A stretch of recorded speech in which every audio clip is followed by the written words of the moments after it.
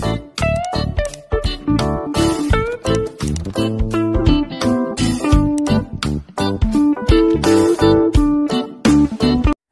عليكم ورحمة الله وبركاته. كيف كل يوم رح اساوي اليوم معاكم حلو كتير طيب اللي هو كريم كراميل. طريقة كتير سهلة وبمكونات موجودة بكل بيت وبسيطة. انا عندي هون اول شي كوباية سكر رح اسويها على النار لتصير كراميل معنا، ليدوب السكر تصير كراميل.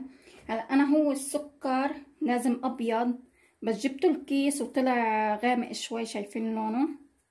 وعندي هدول السكر رح نضيف مع الحليب والبيض والفانيليا. اول شيء انا راح اخذ هذا السكر احطه على النار ليصير كراميل واركه اياه.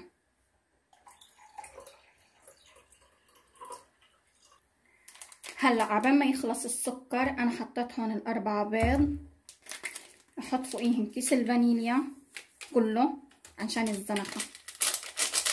راح احط السكر 6 ملاعق كبار تاعت الاكل مثل هاي.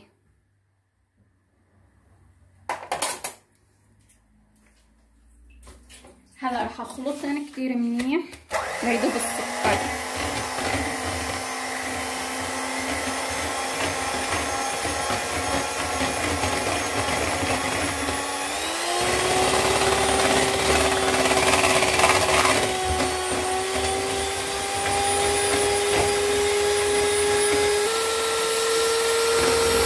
هحط الحليب شوي شوي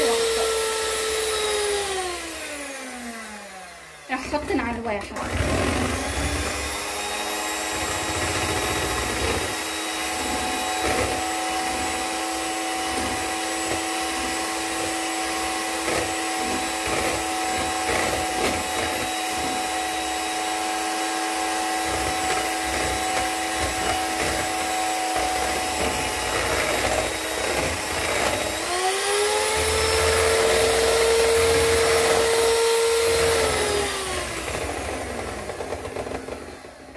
انا هيك خفقتن. هلا رح اشوف السكر وارجع لكم.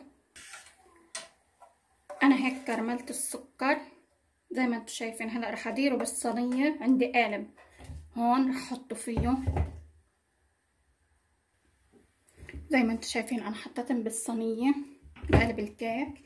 وهلا رح ادير الخليط يلي سويته، وانا حميت الفرن.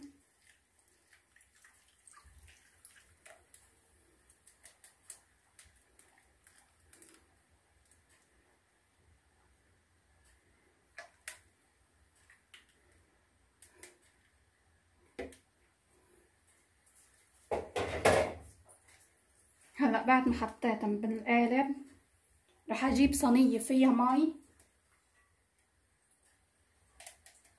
زي ما انتم شايفين. رح احط القالب فيها لانه هاي الكريم كراميل لازم على البخار.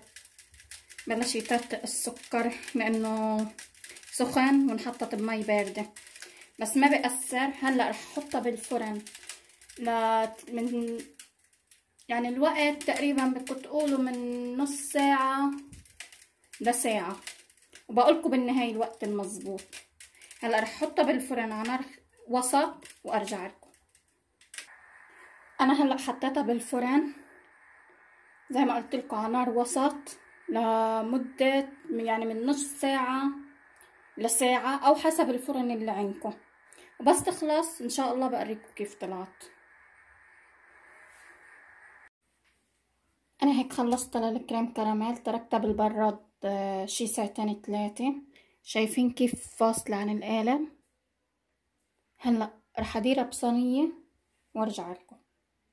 زي ما انتم شايفين انا هيك قلبتها، شايفين ما شاء الله كيف طالعه. انا هلا رح اقسم لكم اياها واوريكم كيف انها قطعة واحدة.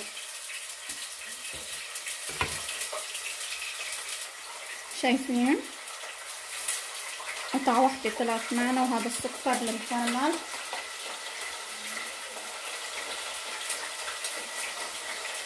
كيف طالعة ما شاء الله كتير طيبة.